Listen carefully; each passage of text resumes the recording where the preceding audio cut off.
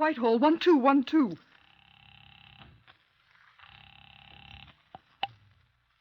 This is Scotland Yard.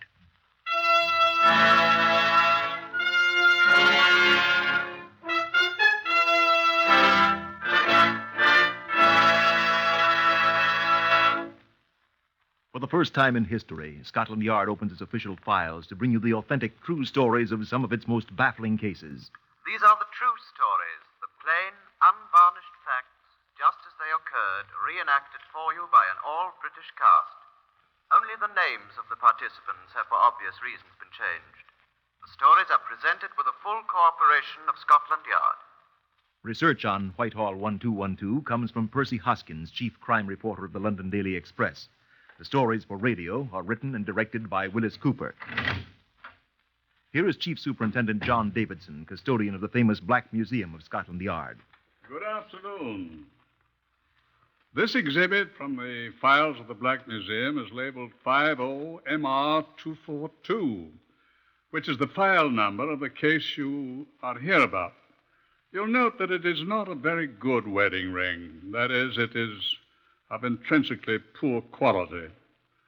The base metal of which it was made shows through the shabby, worn covering of gold wash with which it was once adorned. Base metal. Yes, as base as the purpose for which the ring was purchased for 6 shillings. As false as the promises of the bridegroom who bought it and took it back again after it had served its purpose. I hope you'll pardon my sentimentality.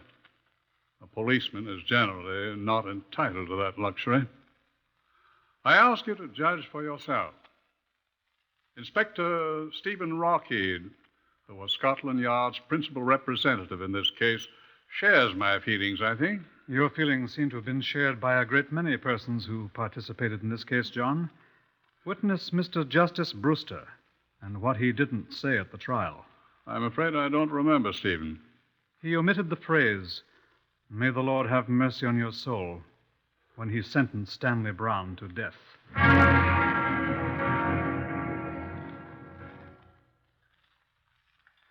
50-242 began for me with what, if it happened in a drama for the Wyllis, would be described as an incredible coincidence. A letter had been passed to my desk. It had been addressed to Criminal Investigation Department, New Scotland Yard. A letter from a man named Crittenden, living at Aston Clinton in Buckinghamshire. The CID receives dozens of letters of its type daily, and it is our generally tiresome duty to read them all. Whilst I was glancing over it, a visitor was announced. Before he sat down, he laid a 3-days-old copy of the Morning Telegraph on my desk. You're Inspector Rockheed? Yes? My name's Ramsey, Norman Ramsey, formerly of Blackpool, now resident in Shepherd's Bush. Yes? I've been carrying this paper around for 3 days. Why? This article here, sir. This one? Here.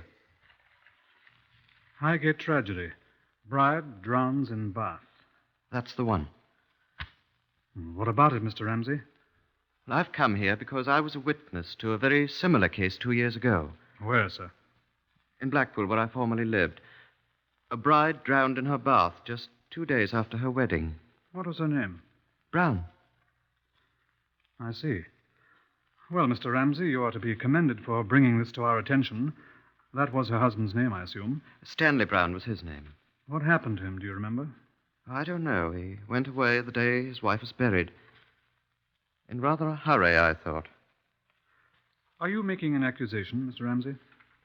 I must admit I didn't like the fellow. Are you making an accusation? I am telling you what I know about an extraordinary coincidence, sir. Excuse me.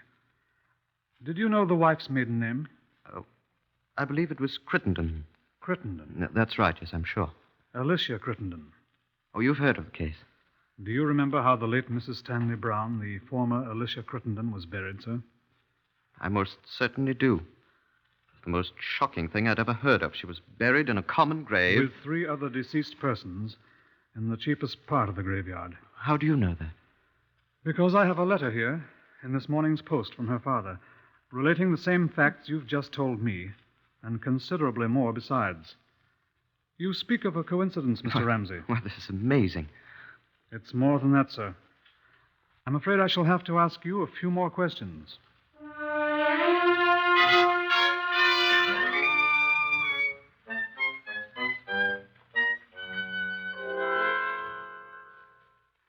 We talked for 2 hours. Mr. Ramsey remembered a great many things about the death of the bride in her bath at Blackpool. He remembered a representative of an insurance firm who'd asked him his opinion of Alicia Crittenden Brown as a potential risk for life insurance.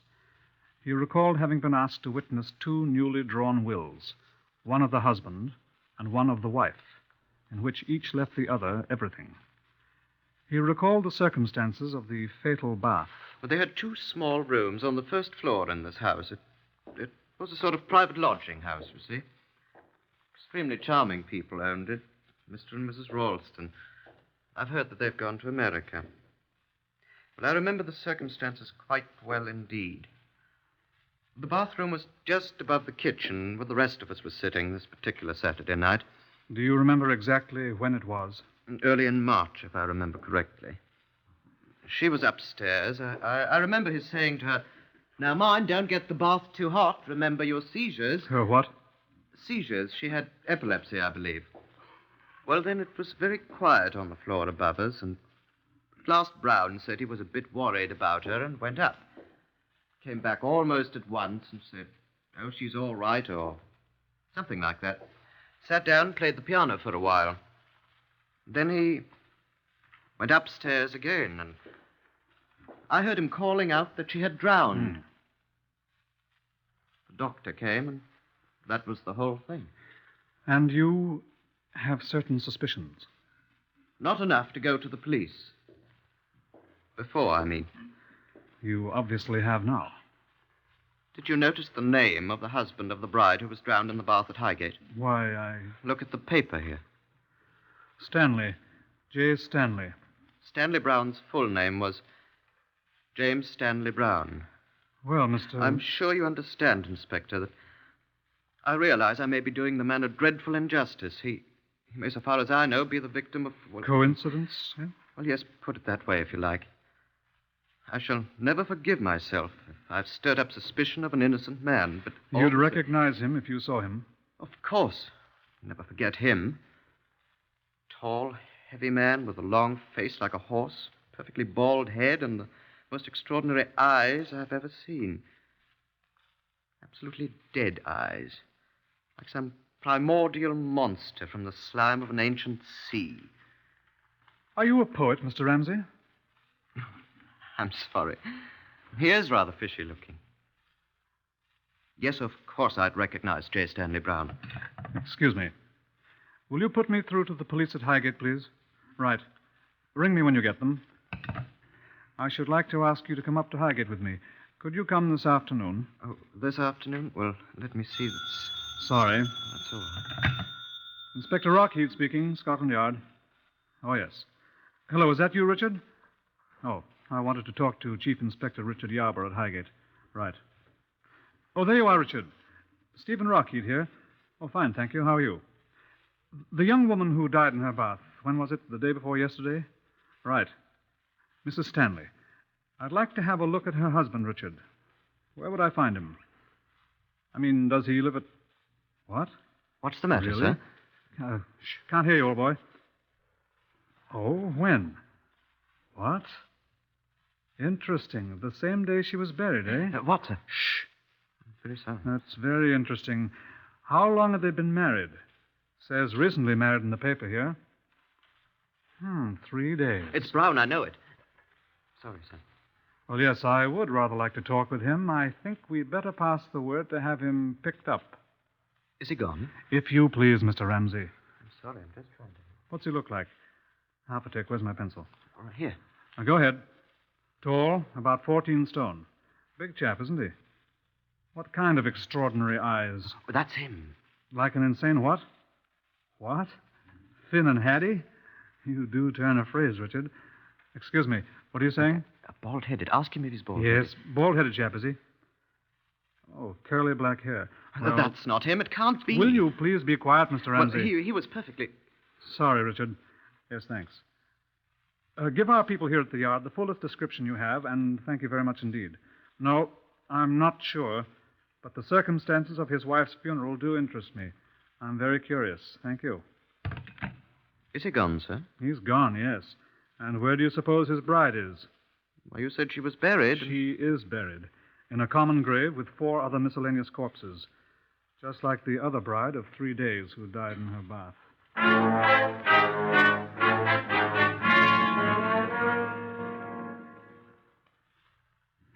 Mr. J. Stanley of Highgate, who bore certain resemblances to Mr. James Stanley Brown of Blackpool, was not to be found.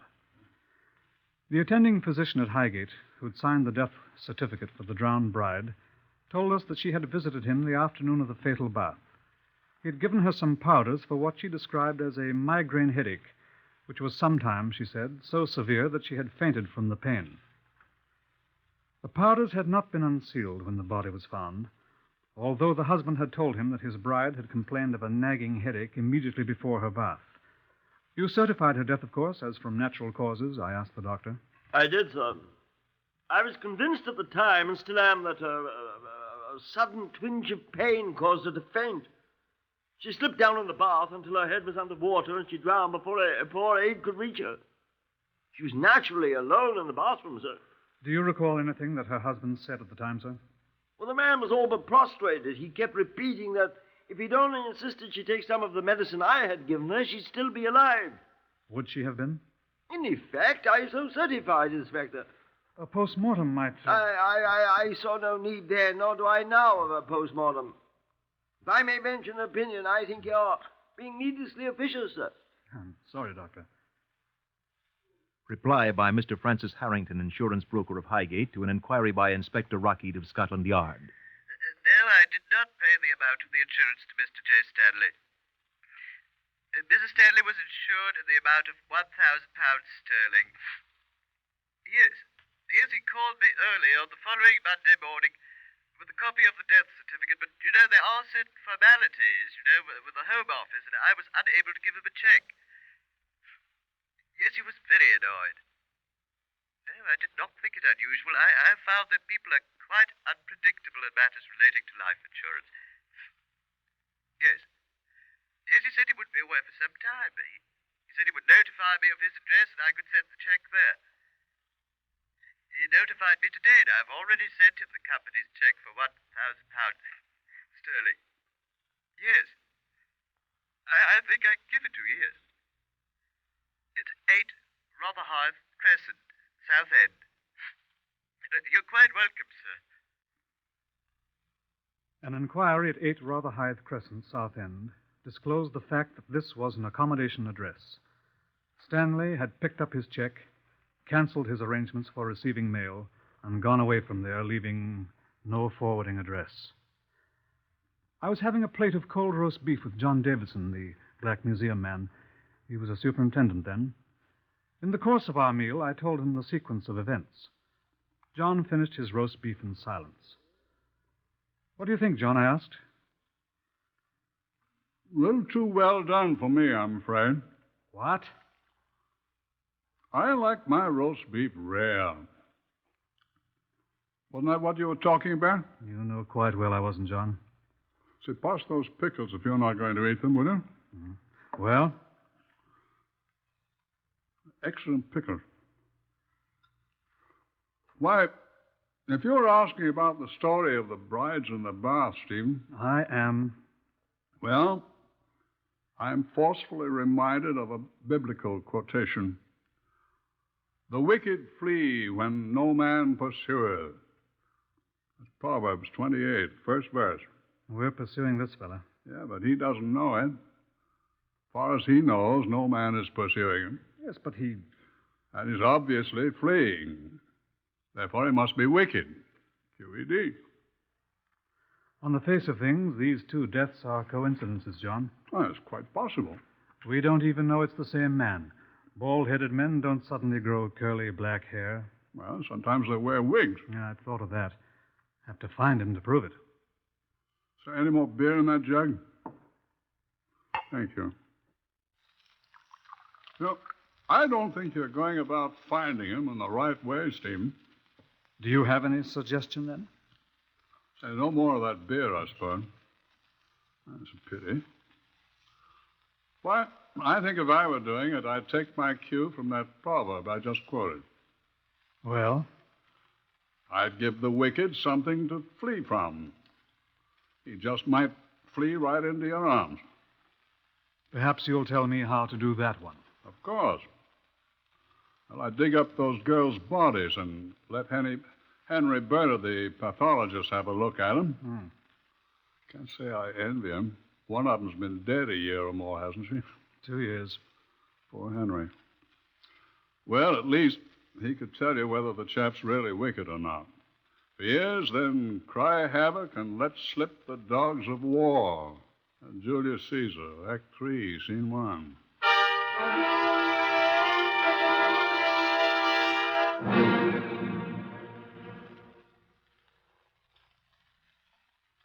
After a series of annoying explanations on my part, I succeeded in obtaining the necessary permission to exhume the bodies of Alicia Crittenden Brown at Blackpool and of the late Mrs. J. Stanley at Highgate. Henry Bernard, the long-suffering pathologist, was assigned to perform the postmortems on both bodies. Accordingly, he proceeded first to Blackpool in Lancashire for the first of the examinations. I waited impatiently. 2 days later, I received a telephone call from that well-known watering place. It was, of course, Bernard. Henry Bernard here, Rockhead. Well, I'm finished. It's, of course, impossible to say at this late date whether the woman was really a sufferer from epilepsy. I told you that before I came up here. What? No, there's no evidence of any organic disease. No, she wasn't poisoned.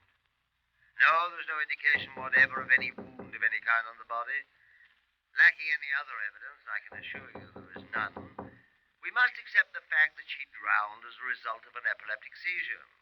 No, there can be no more to add. Excuse me, there's I somebody at am, the door. however, conferring this evening with the doctor who signed the death certificate. Excuse me, sir. Yes, you what were do on you the want? telephone and I'm Water talking Street on the- police station just telephoned you. They waited, but then they said they wouldn't wait any longer. And pleased to give you the message at once, as it is extremely important. Well, spit it out. What do they want? It was Inspector Wogan, sir. He said to tell you that there's a lady complaining to them that her husband is threatening to kill her. Now, look here, Constable. I'm in no mood to be bothered with details that can be handled by... Tell them to do their own work. I'm busy. Of all the... Hello, Bernard. Hello, are you there? Hello. Oh, he's hung up, damn it. Now, look here. Well, they said you'd be most interested when you hear the lady's name, sir. Well, what is her name, then? Mrs. J. Stanley Brown, sir.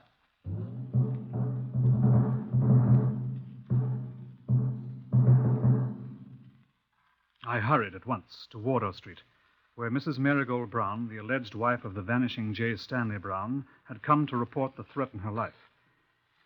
She was a tall, angular woman, singularly unattractive, wearing a shapeless gray tweed coat and a series of large aluminum bracelets which clanked. She sat stiffly in an uncomfortable chair and answered my questions quietly. Yes. We've been married for 11 years, Stanley and I. You could, of course, produce your marriage certificate, Mrs. Brown. I have it at home. Mr. Brown and you live together? He's away a great deal. I'm alone for several months at a time. Where does he go? His business takes him to various parts of the country. What is his business, Mrs. Brown? I'm afraid I don't know. Does he... He doesn't give me much money. When he's away, I generally go into service. I'm considered quite a good housemaid. Do you know what your husband does when he's away from home? I think he deals in second-hand goods in various places. Do you hear from him when he's away? He sends me picture postcards. From where, for example? Portsmouth, Bristol, various places. Blackpool. Where? Blackpool. That was a long time ago. 2 years. He doesn't tell me his business. This is the first time he's threatened your life. I've been a good wife to him all these years. Would you answer my question, please, Mrs. Brown? Well, he said things in the heat of the moment. Not threatened me, but he said he wished he was well rid of me. And this time? He meant it. I could tell from his face that he meant it. I could tell by the way he shouted. And he laid hands on me, too. Your eye. Yes. What was the occasion for this? I don't ask Stanley for money very often. But this time I knew he had some money. He'd been drinking when he came back from Highgate. Highgate, you say? Yes. When I asked him if I could let me have £2 for a new dress and coat, he flew into a rage. He'd been drinking, I said. And he flew at me and broke my glasses and threatened my life. Just what did he say to you, Mrs. Brown? He said he'd take me and drown me.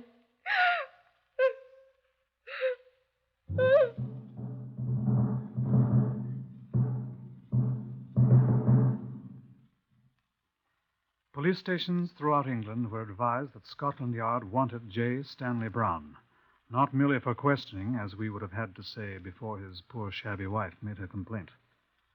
Now he was wanted for a violation of the Summary Justice Act of 1879, threatening a breach of the King's peace, which is felony. The questioning would come later. Henry Bernard, the pathologist, had left Blackpool and gone to Highgate for the post-mortem on the second bride. I came to the mortuary at his request. This is my assistant, Miss Littlejohn, Inspector Rockhead. How do you do, Miss Littlejohn? Know you, sir. Thank you very much. I found out something, Inspector. Come over here, please. Dead bodies don't bother you, I hope. Oh, no. I've brought the last Mrs. Stanley, he called himself at Highgate, didn't he? Stanley, yes. Mm-hmm. Well, there's nothing at all I could discover on the one at Blackpool. But this one is much more recent, you see. A little more than a week. Yes. She must have been quite good-looking. Puzzles me why girls like this will marry such rascals. I understand he's hideous. So we hear. Well, what did you find to show me? Well, I'll get to it in a second. First, though, the bride at Blackpool. She didn't have any epilepsy. I thought you said you couldn't be sure. I can be sure of one thing. Look, I've had a bathtub brought in here. Where? Oh, there. Well, what's Now, that? be patient, be patient. This is exactly the same type of bathtub in which the woman at Blackpool was drowned. And by another of those coincidences you're so fond of, also the same as the one at Highgate. I've seen them both. Now I'm going to show you something. Miss Littlejohn. Yes, sir. Oh, I hope that water isn't cold. You've had it filled? Of course. Now, Miss Littlejohn, if you'll take off your clothes. It's all right, Inspector. I've got a bathing suit under my smock. Oh, no, you didn't think... Take off your shoes, Miss Littlejohn. Oh, yeah. All right. Now get in the tub. I feel most awfully silly. You'd feel sillier without your bathing suit. Get in, please. Yes, sir. Oh, I thought you said this was warm. Sit down. Oh. Now, the first reaction in an epileptic seizure is a sudden stiffening of the muscles, especially of the legs. Miss Littlejohn will now stretch out her legs sharply. Observe. If you please, Miss Littlejohn. Not this? Uh-huh. Oh, yeah. Well, nothing happened. Of course. An epileptic would merely prop herself against the foot of the tub, her back resting against the slanted end, and her head out of the water, like Miss Littlejohn. She's wedged in there. But if her legs were relaxed... Show her, Miss Littlejohn.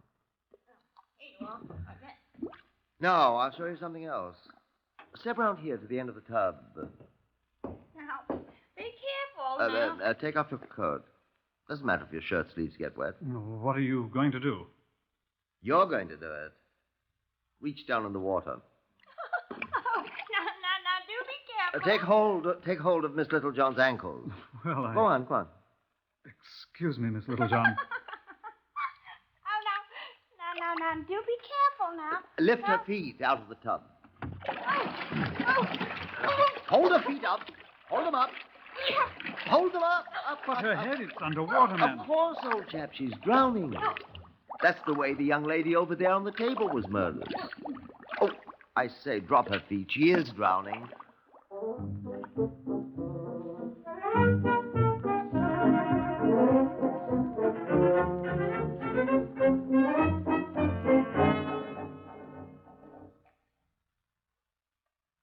I would not recommend that you try that trick with a friend.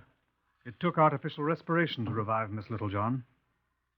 And when Bernard showed me marks on the ankles of the drowned bride, marks that fingernails would have just fitted into, well, we measured the tiny scars and photographed them for comparison with the fingers of Stanley Brown, should we ever catch him. It was almost exactly 7 weeks later. I had a telephone call from Mrs. James Stanley Brown, the living one. Please come to my flat at once, she said. It's of the highest importance. I went there. Mrs. Brown was quite excited. I'm so glad you've come, Inspector. What's happened, Mrs. Brown? Oh, Inspector, I want to withdraw the charge against my husband. Please say I can withdraw it. Why, Mrs. Brown, Please say I may. Oh, please. I'm afraid I'll have to know more about this, Mrs. Brown, before I can answer Oh, that. it's quite simple. We've made up again. You've what? Oh, I know, but, we've decided it was so awfully silly for us to be quarreling, and he's promised. You've seen your husband? Yes, he came back to me. And we've had such a long talk. We're going to start over again, and... Whose idea was this? Why, his, of course. And now I want to cancel a silly charge I laid against him. It wasn't a silly charge, Mrs. Brown. I'm so ashamed of myself. I simply must have you drop these charges. They're only a formality anyhow. Oh, we're going to be so happy. Already he's begun to treat me just like a bride, Inspector. Where is he now, Mrs. Brown? The dear great boy. Where is he, please? You won't believe it, but he's upstairs right this minute, preparing me an heavenly bath. Just like a bride. She wept bitterly when I arrested him in the bathroom alongside the inviting full tub, stinking of cheap bath salts for this pathetic last bath. Despite the things he'd done to Marigold Brown, her dreams died hard. But they died when she heard the story of the other brides who had had their baths. Henry Bernard proved the points he'd made to me and Miss Littlejohn. In the face of it all, Stanley Brown confessed. On that day, Marigold Brown stopped weeping and believing in this black-hearted man. He was found guilty, of course, and sentenced to death. He was guilty of the death of 3 women. On the day he was hanged at Wandsworth, Marigold Brown committed suicide. I think there's some good advice in what Superintendent John Davidson told me. Give the wicked something to flee from. Sometimes they'll flee right into your arms.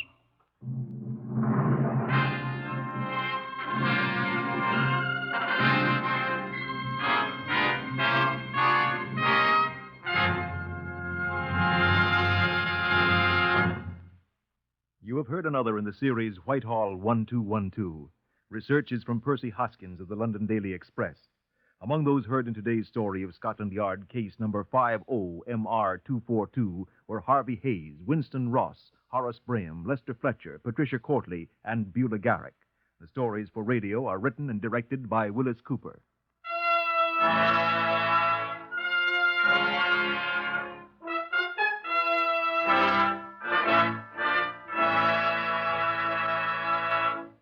The fight against cancer is your fight. You're personally concerned with this disease, for anyone can develop it. And there is something you can do to protect yourself and your family. First, familiarize yourself with the facts about cancer. Interesting, easy-to-understand literature may be obtained from the local unit of your American Cancer Society. Guard your family and strike back against cancer. Mail a generous contribution to Cancer in care of your local post office. This is NBC, the national broadcasting company.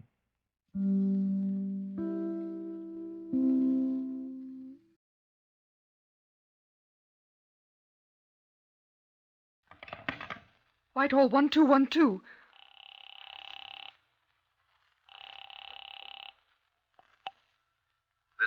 Scotland Yard.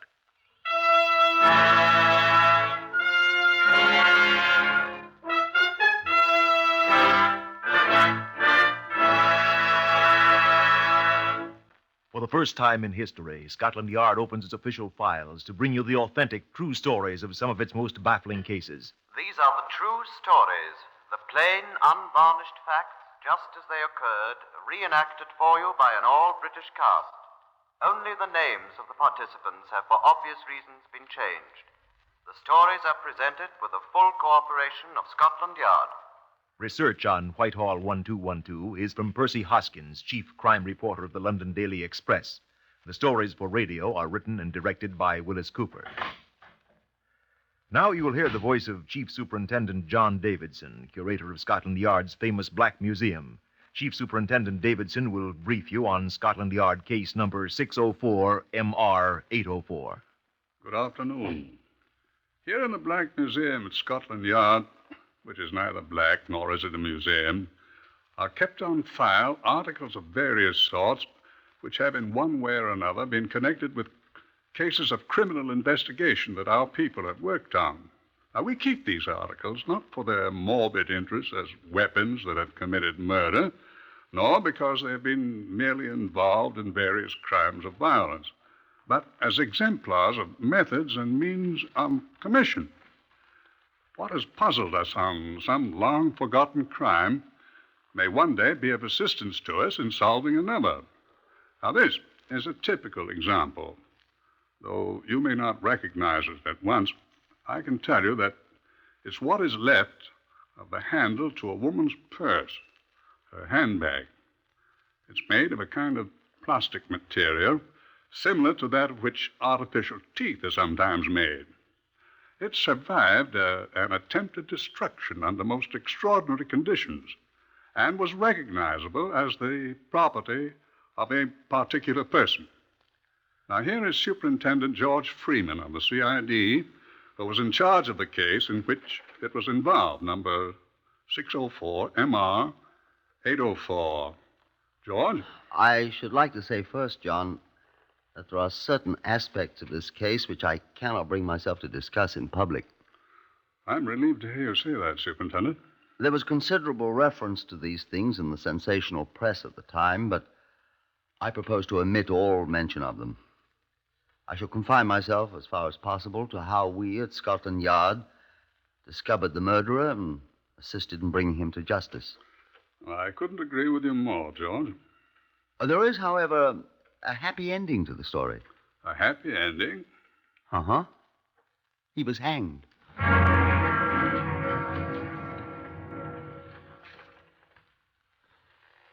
On an afternoon in 1949, Mrs. Minerva Bannerman, a well-to-do 68-year-old widow, walked out of the Kensington hotel in which she lived. She was never seen again. Woman Police Sergeant Elsie Rice was assigned to investigate. I was present when she made her report. On inquiry at the hotel, I determined that the last person to have seen Mrs. Bannerman alive was a Mrs. Beatrice Miller, another resident of the hotel. Did you speak to Mrs. Miller, Sergeant?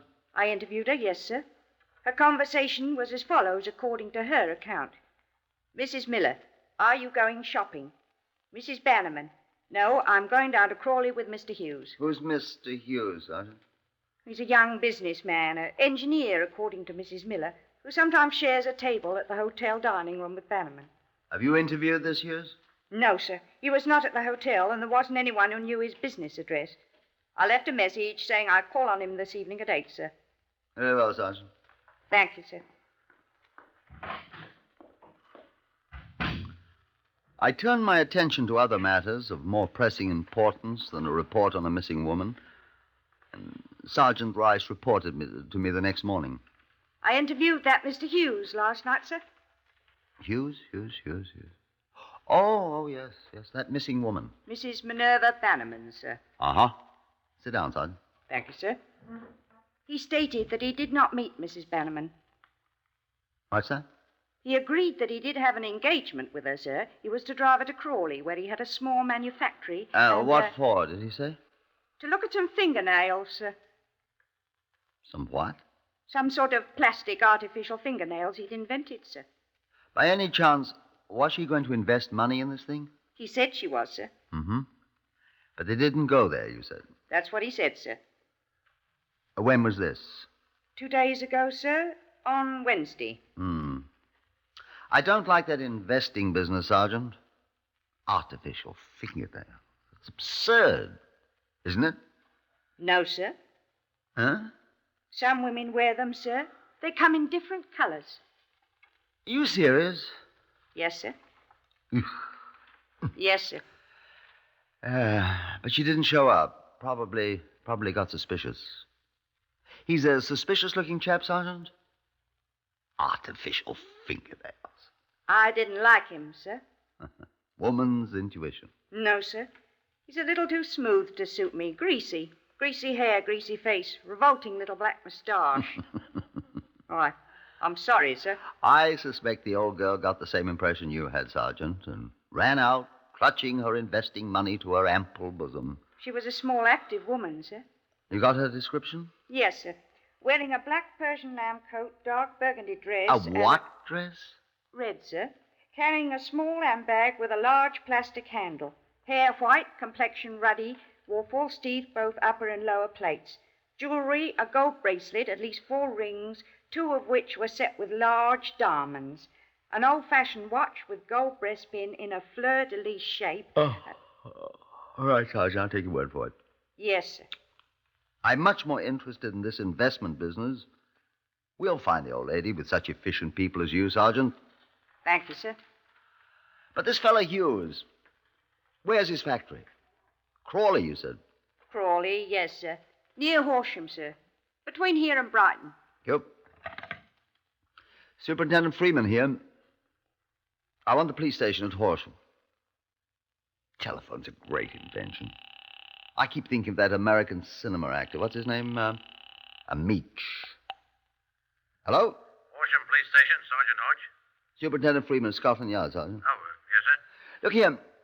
You know a chap named Hughes has a factory of some sort at Crawley? Know him by sight, sir. Very dapper chap. Black hair, small black moustache like Hitler's. That's the one. There's a tiny shed. You hardly call it a factory, sir, on Leopold Road in Crawley. Yes, sir. Saw him just the other day, sir. When was that? Wednesday, sir. 2 days ago. You sure of that, Sergeant? Yes, sir. He was with an elderly lady, sir. A lady in a Persian lamb coat, I think it's called, sir. Here, give that description to Sergeant Rice. Here, Sergeant. Yes, sir. Sergeant Rice here. Yes, I'm a sergeant. What? Persian lamb? Yes. Dark red dress? Yes. Red-faced, white hair. Handbag with a big handle. Funny old-fashioned watch. Let's have the phone, Sergeant. Wait a sec. Yes, sir. Where did you see them, Sergeant? Walking down Leopold Road together, sir, toward this factory of his, sir. No mistake, Sergeant. Oh, no, sir. No mistake. Seen him since? No, sir. Send a man over to this factory right now and have him stay there till Hughes shows up. Yes, sir. I want to see that man, Hughes, at once. Pick him up and let me know when you've got him. Yes, sir. Well, Sergeant, I think you're right in not liking Mr. Hughes. What's up, sir? Well, for one thing, he's a liar. And second, we'll see. CRO, please. Criminal records up. Yes, I'll wait. How did that sergeant at Horsham know the description of Mrs. Bannerman's clothing, sir? Was she... Hello? Who is it speaking? Oh, good morning, Murphy. Superintendent Freeman here. Look, do you have anything on a man named Hughes? What's the rest of his name, Sergeant? John George, sir. Age about 40. John George Hughes, at present of Crawley, about 40. Dark hair and moustache. How tall, Sergeant? About 5'7" or 8, sir. 5'7" or 8. The man said to be an inventor of sorts. Has a factory at Crawley in West Sussex. Could you check quickly for me, please? Good. I'll be here in my office. Thank you. What were you saying, Sergeant Rice? I was asking how that sergeant at Horsham knew about the clothing Mrs. Bannerman was wearing, sir. He said...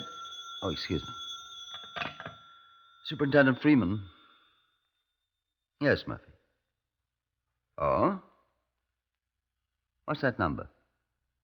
86522. Right. Surrey Assizes. London sessions in 1941. Or just send the file round to me, will you? Oh, is there a photograph of him in the file? Good. Thank you very much. You recognize him from the photograph, wouldn't you, Sergeant? Oh, yes, sir. Sir, I was wondering... Your Mrs. Bannerman was with Hughes at the factory Wednesday afternoon. That's how that sergeant knew about her clothing, then. That's right. You saw them together. So your Mr. Hughes is a liar. Now, CRO has a file on Hughes. He got 4 years at Surrey Assizes in 1937 for obtaining money by false pretenses.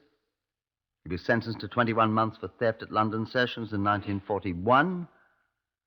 So he's a thief and a cheat. Be interested to see if he can prove he's not a murderer, too.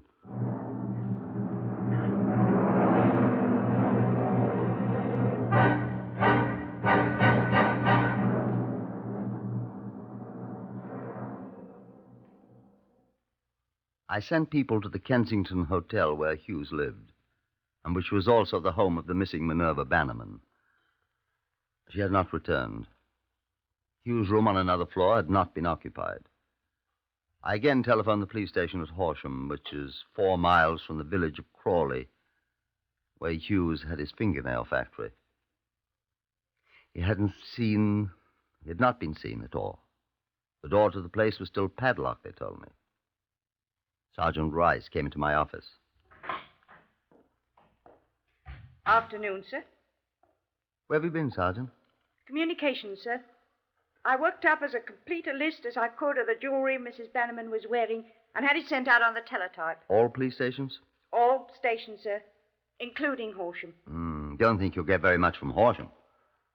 Sir, don't you think it'd be a good idea if I ran down to Horsham and had a look at that factory of Hughes?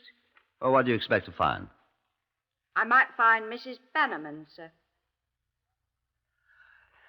Sergeant Rice, I've never told you what I think of women detective sergeants.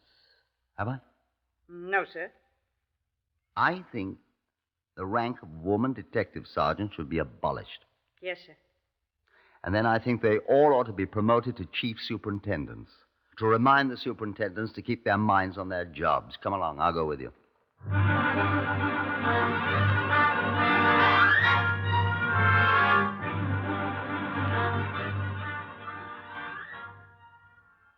It was late afternoon when we arrived at the dingy little factory in Crawley, 40 miles away. Sergeant Hodge from Horsham was waiting for us. Good evening, sir. Evening. I came straight over here when you telephoned, sir. I let my men go for an early supper, sir. I'll relieve them for a while. Let's have a look at the place, shall we? Come along this way, sir. Not very inviting, is it, Sergeant? No, Sergeant. Haven't seen him at all, eh, Hodge? No sign of him, sir. This is the door, sir. Padlocked, you see, sir.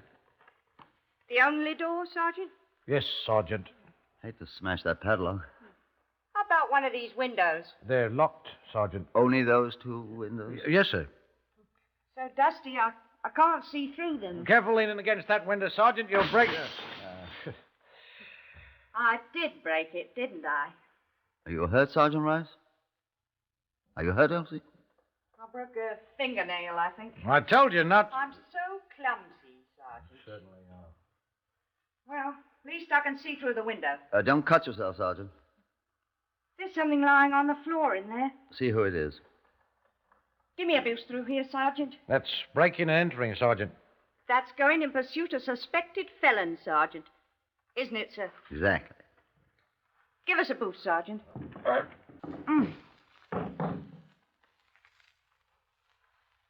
Can you see who it is in there? Not a body. Looked exactly like one, though. What is it? Seems to be some old clothes, suit of rubber things, trousers, coat. Laboratory clothes, I expect. Nobody in here, though. Don't see anybody. Floor's hollow, though. Maybe something under there? I'm coming in.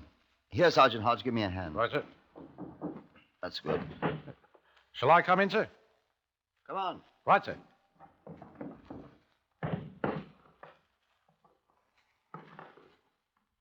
What's that stuff there in the corner? Seems to be some kind of large glass bottle. They're carboys that acid came in, Sergeant. I've seen them before, sir. Be careful, that acid burns, Sergeant. I've no intention of taking a bath in it, Sergeant. The last bath you ever took, Sergeant. Stop the back chat, both of you. Well, I wasn't. Yes, sir. Yes. Well, I expect we'd better see what's under this floor, Hodge. Yes, sir. What's that you're falling over? Sir. Stirrup pump, sir, like the air raid chaps used to put out fires. This fellow Hughes in the ARP here, Hodge? Don't think so, sir. Probably uses it to transfer the acid from these great bottles to some other place, sir. I expect.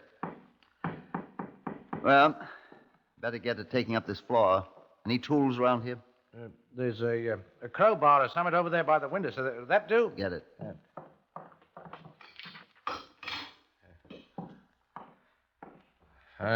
Where'll I start, sir? Here, I think this board's loose. Let's get it up. Go on. Just what do you people think you're doing here? I know you, young woman. I know you, Hodge. Who are you, sir? I'm Superintendent Freeman of Scotland Yard. You are John George Hughes, I take it.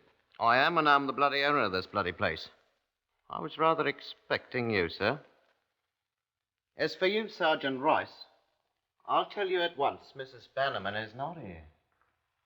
You were with Mrs. Bannerman the last time she was alive, Mr. Hughes. Where, sir? Here in this town on Wednesday afternoon. I was not. You were seen and recognized. Well, I can only say that whoever says he saw me with her is mistaken. I was in London. Are you mistaken, Sergeant Hodge? No, sir, I am not.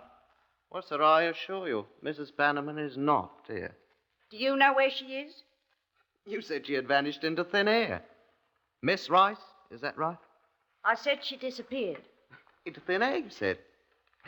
Oh, somebody said. Maybe I said. Mr. Hughes, I should like you to come up to London with me. Why? I should like to have your answers to a few questions. About Mrs. Bannerman? Yes.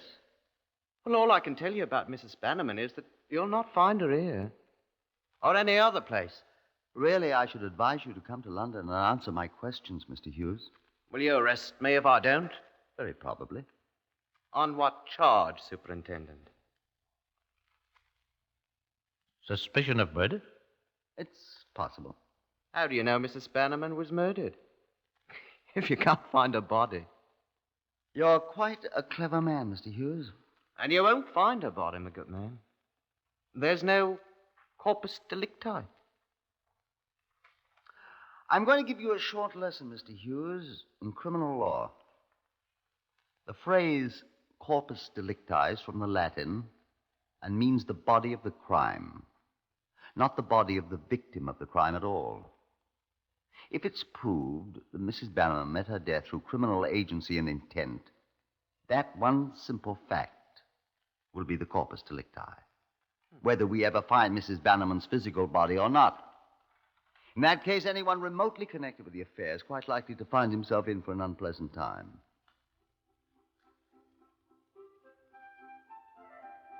I'll go to London with you.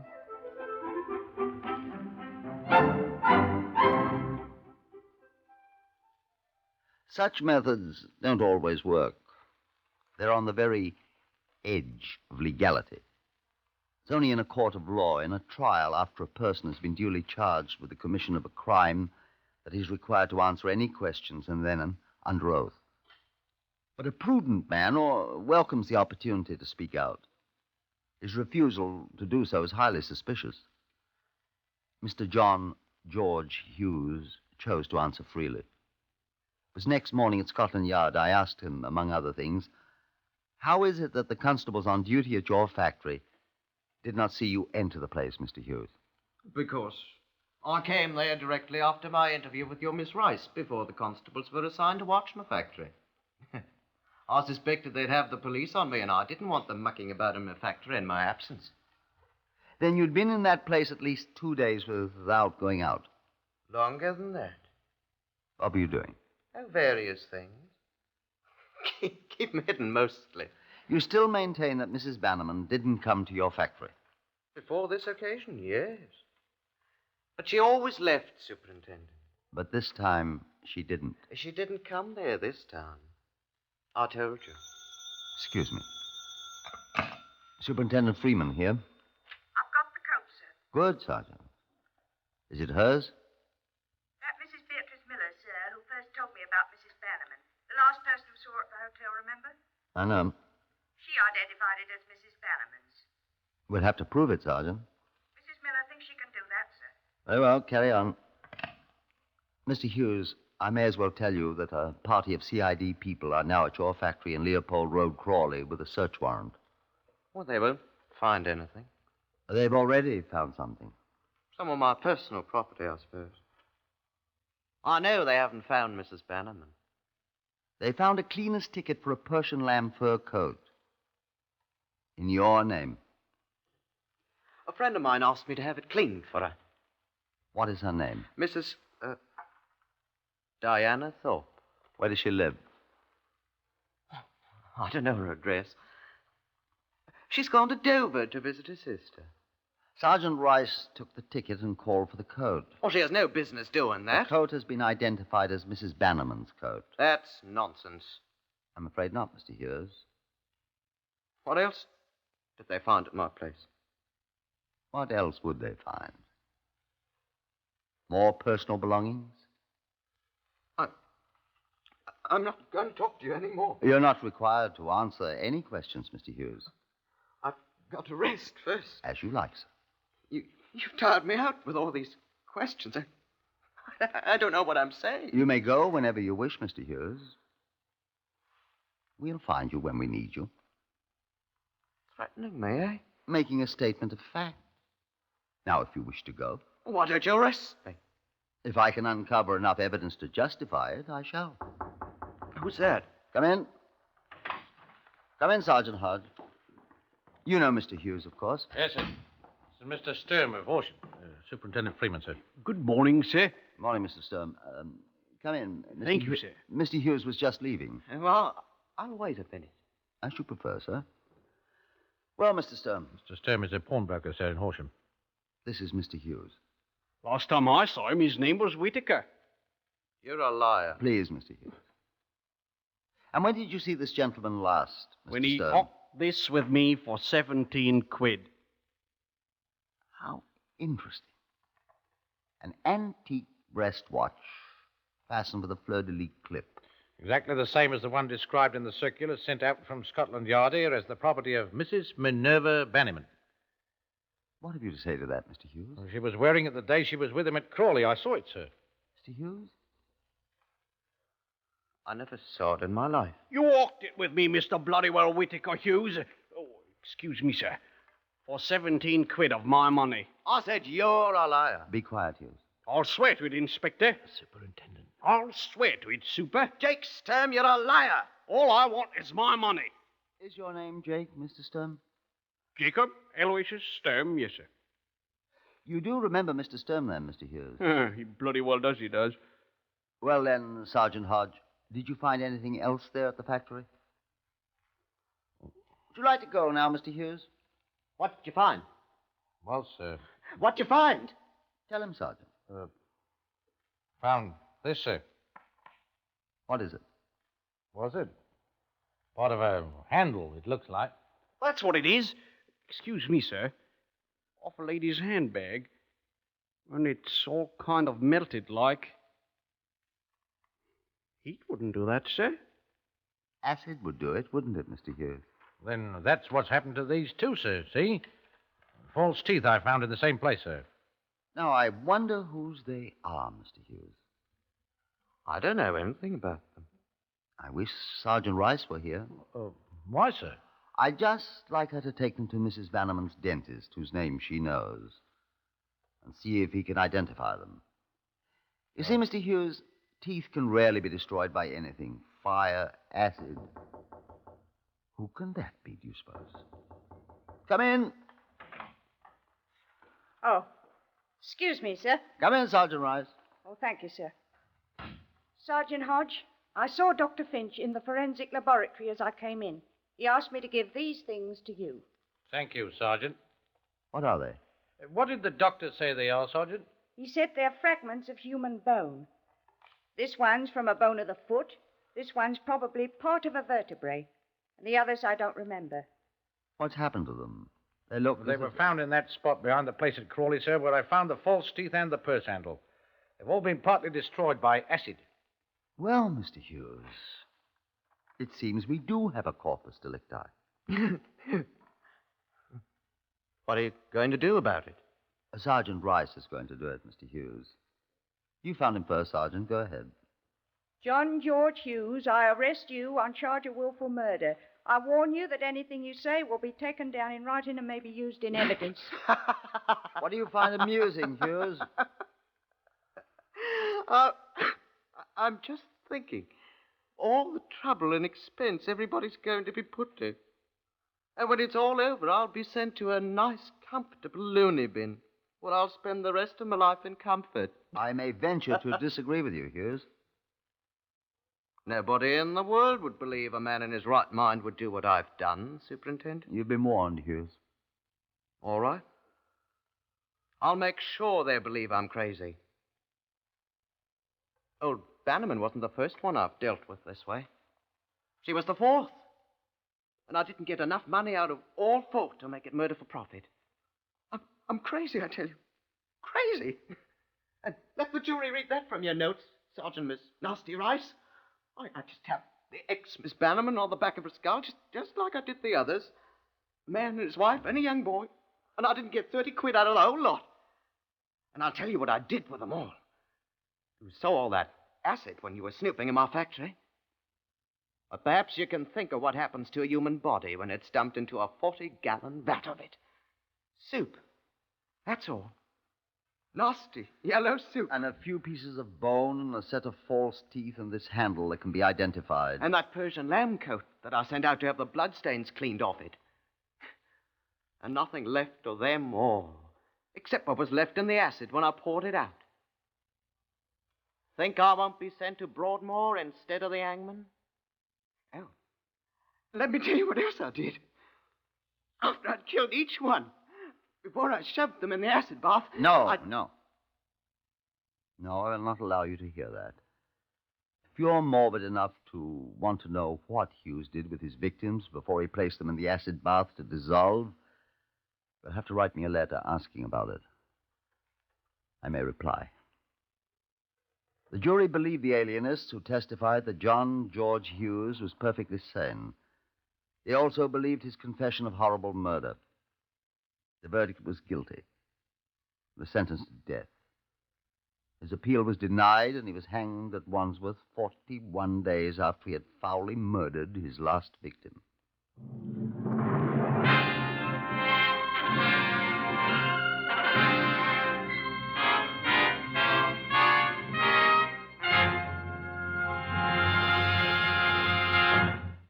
You have heard another in the series Whitehall 1212, compiled from the official files of Scotland Yard. Research is by Percy Hoskins. Among those heard today were Horace Brame, Harvey Hayes, Joe Huntley Wright, Lester Fletcher, Guy Spall, and Gordon Stern. These stories for radio are written and directed by Wyllis Cooper.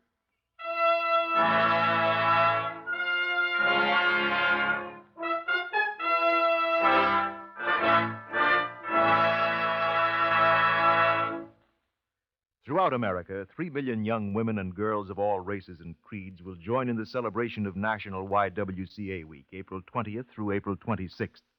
To these young women, the blue triangle, symbol of the YWCA, the symbol standing for body, mind, and spirit, means enrichment of their lives and a goal to build toward the future. Through the YWCA, young women gain friendships, gain confidence in themselves, take part in worldwide fellowship, and become informed citizens. This is NBC, the national broadcasting company.